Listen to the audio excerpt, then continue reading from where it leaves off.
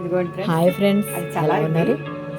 ఇవాళ ఏంటంటే ఎమ్మి కొత్తిమీర పచ్చడి. ఎలా ఉన్నారు? ఫస్ట్ నేను కూడా బాగున్నాను. ఇవాళ రెసిపీ ఏంటంటే బాగా పెట్టుకుని ఆయిల్ వేసుకోవాలి. కొరియాండర్ 2 స్పూన్స్ ఆయిల్ వేసుకుంటే ఆయిల్ వేసుకున్న తర్వాత ఫస్ట్ బాండి పెట్టుకుని ఆయిల్ వేసుకోవాలి. పచ్చిశనగపప్పు వేసుకోవాలి. ఇంకా పచ్చిశనగపప్పు, కొంచెం మినపప్పు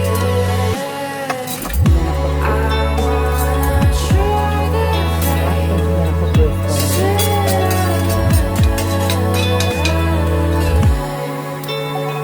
కొంచెం ధనియాలు కూడా వేసుకోవాలండి.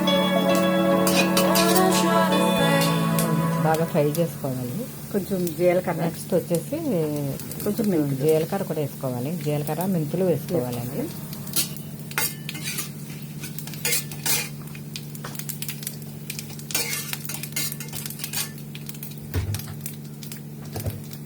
వేసుకుని బాగా ఫ్రై చేసుకోవాలి.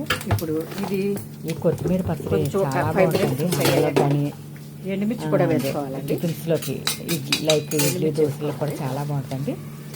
నెక్స్ట్ మనం ఎండుమిర్చి వేసుకోవాలండి ఇందులోకి.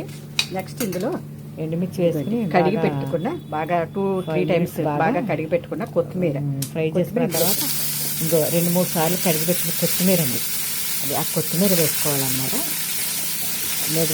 నేను ఒక 2 కప్పులు కొత్తిమీర తెచ్చుకున్నాను.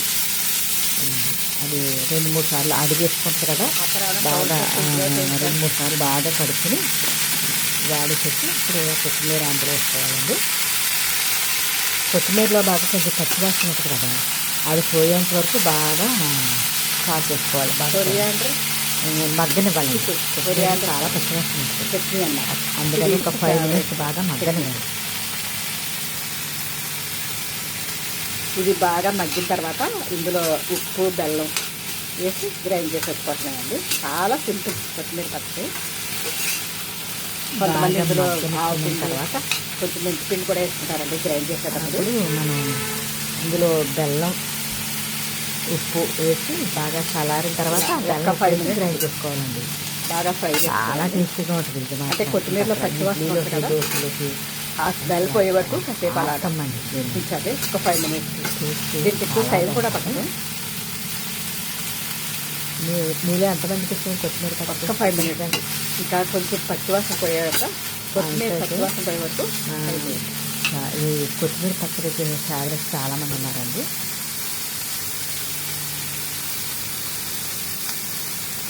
ఇంకా బాగా మగ్గాలి. 5 నిమిషాలు బాగా మగ్గించుకోవాలండి. స్లోగా పెట్టుకుని ఆ పచ్చివాసన పోయేంత వరకు బాగా వేసుకోవాలి. పప్పు మంచి స్మెల్. నెక్స్ట్ ఏంటంటే ఫ్రై అయ్యేటప్పుడు మంచి చింతపండు కూడా వేసుకోవాలండి. చింతపండు గుజ్జు గ్రైండ్ చేసేటప్పుడు వేసుకోవచ్చు. దోశలోకి చాలా బాగుంటుంది. ఈవెన్ గారెలో కూడా చింతపండు లిటిల్ బిట్ చింతపండు, ఉప్పు, బెల్లం వేసి మిక్సీ పట్టుకోవాలన్నమాట. ఇప్పుడు ఇందులో ఇది వేసుకోవాలి. కొంచెం ఇంకా కొంచెం 5 minutes వేగాలి. చేస్తే చెప్పారు కదా ఇందాక.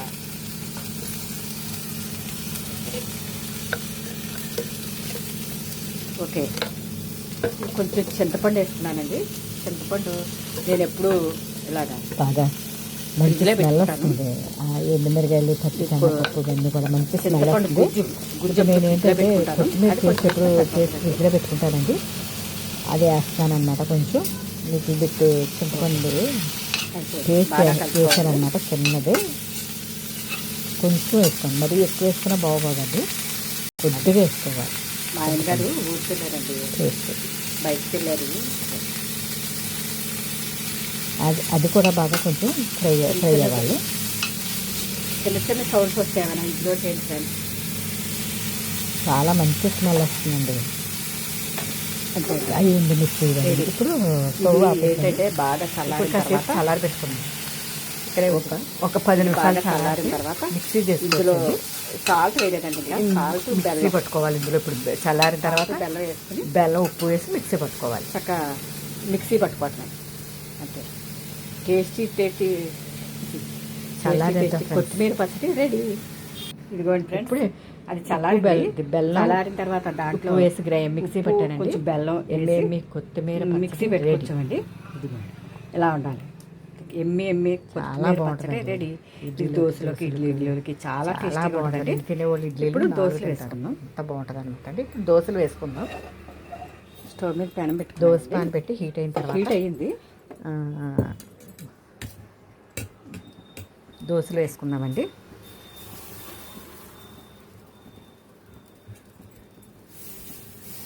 ఈ దోశల్లో కూడా చాలా బాగుంటుందండి, మామూలుగా కాదు. రెండు తినేవాళ్ళు 4 తింటారనమాట. ఎగ్జాక్ట్ నిజంగా కాదు, అంత బాగుంటుందండి. దోశ కాంబినేషన్, దోశ కొత్తిమీర కాంబినేషన్ చాలా బాగుంటుంది. కొంచెం ఆయిల్ వేయాలండి. ఆయిల్ తక్కువే పడింది, అది కొంచెమే పడింది. అంటే పైకి అలా ఎక్కువ పడినట్టు ఎక్కువ పడింది అనుకుంటారేమో. లేదు, ఏదైనా దోశకి ఆయిల్ లైట్గా అలా చుట్టూ స్ప్రెడ్ చేసుకుంటే సరిపోతుంది. స్లోగా పెట్టుకోవాలండి దోశ ఎప్పుడు కూడా. బాగా లోపల నుంచి బాగా కాలాలి కదా. కొద్దిగా అంచులు వెంబడి కొంచెం ఆయిల్ వేసుకోవాలి. స్లోగా పెట్టి బాగా వేగనివ్వాలండి. దోరగా వేగనివ్వాలి. బ్రౌన్ కలర్ వచ్చే వరకు అలా స్లోగా పెట్టుకుని ఉంచుకోవాలి. ఓకే ఫ్రెండ్స్, మీ ఇంట్లో ఏం టిఫిన్ చేసుకున్నారా? బ్రౌన్ కలర్ వచ్చింది. దీనికి ఒక్క నిమిషం ఇలా కాల్ ఇలా చుట్టూ ఇప్పుడు దోశ తిరిగేసుకుందామండి. కలర్ వచ్చిన తర్వాత తీసుకోవటం ఫ్రెండ్స్. బ్రౌన్ కలర్ ఇప్పుడు తిరిగేసుకుందాం.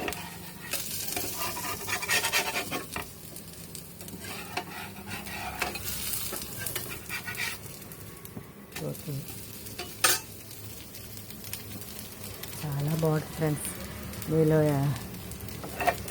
మీలో ఎంతమందికి ఇష్టం ఈ కొత్తిమీర పచ్చడి నాకు కామెంట్లో చెప్పండి. ఇప్పుడు స్టవ్ స్లోగా పెట్టుకోవాలండి. కొత్తిమీర పచ్చడి బాగా కాలాలి కదా, అప్పుడే బాగా కాలుతుంది దోశ ఎప్పుడు కూడా. ఇవాళ మాకు దోశలు ప్లస్ తిరిగేసిన తర్వాత మళ్ళీ ఒక 5 minutes అలా ఇంట్లో ఏం టిఫిన్ చేస్తున్నారు? లోపల కూడా బాగా మగ్గుతుంది కదా. ఇప్పుడు అంతే అండి, దోశ తీసేసుకోవటమే. ఎమ్మి చూసారా, ఎమ్మి దోశ అండ్ కొత్తిమీర పచ్చడి రెడీ. ఇవాళ డిన్నర్ ఇదేనండి, కొత్తిమీర చట్నీ, కొత్తిమీర పచ్చడి ప్లస్ ఫ్రెండ్స్ దోశ. మా డిన్నర్ ఇవాళ. మీరేం చేసుకున్నారు టిఫిన్? ఈ లాగ్ నచ్చితే ప్లీజ్ లైక్ అండ్ సబ్స్క్రైబ్. మళ్ళీ కలుద్దాం ఫ్రెండ్స్. Okay, bye friends. వేడి దోశ కొత్తిమీర పచ్చడి. వాళ్ళ ముగిస్తాను. Thank you.